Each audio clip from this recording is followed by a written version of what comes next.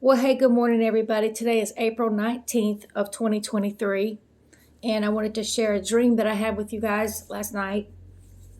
I don't know if y'all remember, it hasn't been too far back. God has been using my flock of chickens to symbolize God's flock of his children and those that he has given people the ability to be able to watch over or to give his messages. Like me, he's using me to give his messages that he wants put out. And, those who listen are God's flock. They're not my flock, they're God's flock. All right, so I'm going to read a Bible scripture real quick. Now, if you've remembered the other videos with the chickens, you could go back and see the thumbnail picture of my Rhode Island Reds and Golden Comets. So actually, those are not my chickens in the thumbnail picture, but those are pictures of the kind of flock of chickens that I have. I have Golden Comets and Rhode Island Reds. So the Lord has showed that they are being God's flock, but they're also, some of them represent the tares, the wheat and the tares, okay? And this is about the harvest, okay? Now, let me just read you this Bible scripture real quick, and then I'll tell you the dream. All right, let's see. The kingdom of heaven is likened unto a man which sowed good seed in his field.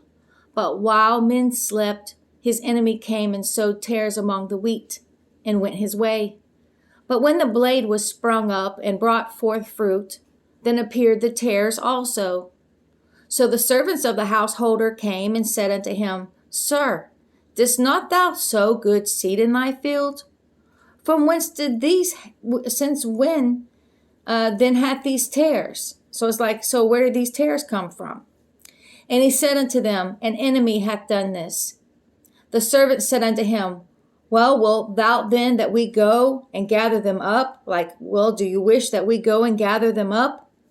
But he said, Nay, lest while ye gather up the tares, ye root up also the wheat with them.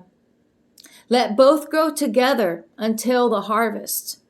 And in the time of harvest, I will say to the reapers, Gather ye together first the tares, and bind them in bundles to burn them, but gather my wheat into the barn.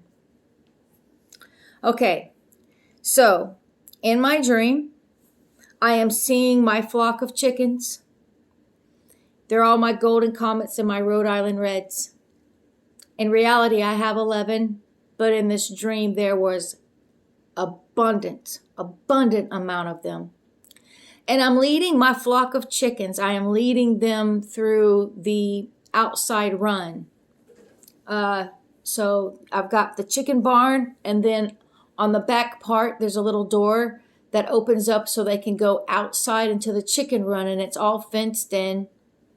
So I am leading my flock of chickens through the fence, through the opening in the fence, to come around and come in the door. And I open the door, and the flock of chickens run in. They run in. They didn't just slowly walk how they normally do. I'm like, come on, girls, get it in gear, let's go. But no, these chickens were running in, and there was so many. They filled up the entire barn. Was filled. It was filled completely, and I was astonished. I'm like, wow, where did all these chickens come from? And inside the flock of the chickens was also small chickens. I don't mean chicks, like day-old chicks or week-old chicks or anything like that. I was seeing older baby chickens, okay? So this would symbolize those children who were left behind, the ones who had already reached the age of accountability. There were children. So these flock of chickens represented God's children and his children, those who washed their robes white during the Great Tribulation.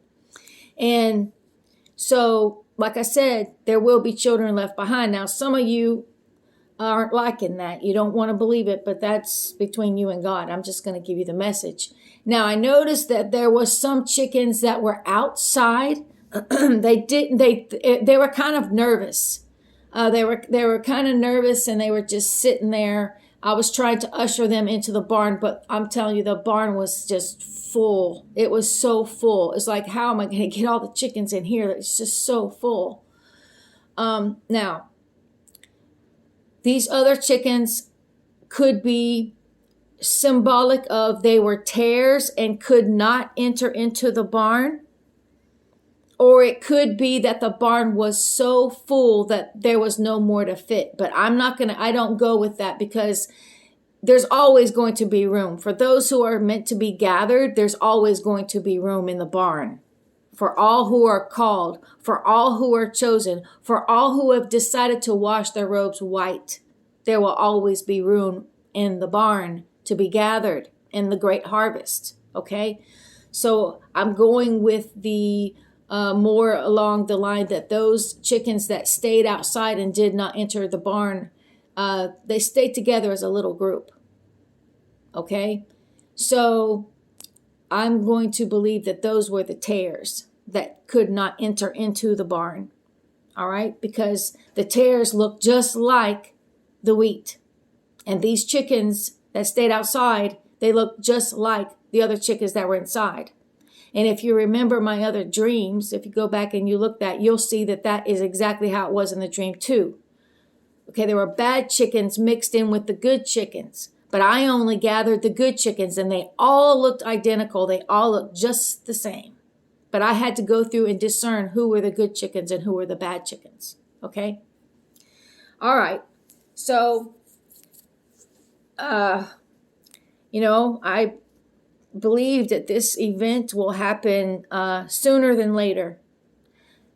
All right. So God bless you. God bless your family. God bless your animals on this day. And just let me remind you again to please walk in obedience. Yes, God did the finished work on the cross with his son, Jesus Christ. Okay. It's because of Jesus' sacrifice that we have been extended grace to be saved through the blood sacrifice of Jesus Christ. Now, you have to accept that gift. And Jesus clearly said in the Bible, he said, if you love me, you will obey me. So obedience is required. You cannot live like a heathen. You can't just accept a gift and then put it on the shelf. You can't accept the gift of Jesus Christ and then because you want to jump back in the world and put Jesus Christ on the shelf while you go in the world and enjoy yourself, fulfilling the lust and desires of your flesh. Okay, you can't do that. That's not showing God that you love him. That's not showing Jesus Christ, the Son, that you love him. Okay? Because Jesus said, if you love me, you will obey me. All right? All right. Well, God bless you. God bless your family. God bless your animals on this day. And please be prepared. Goodbye.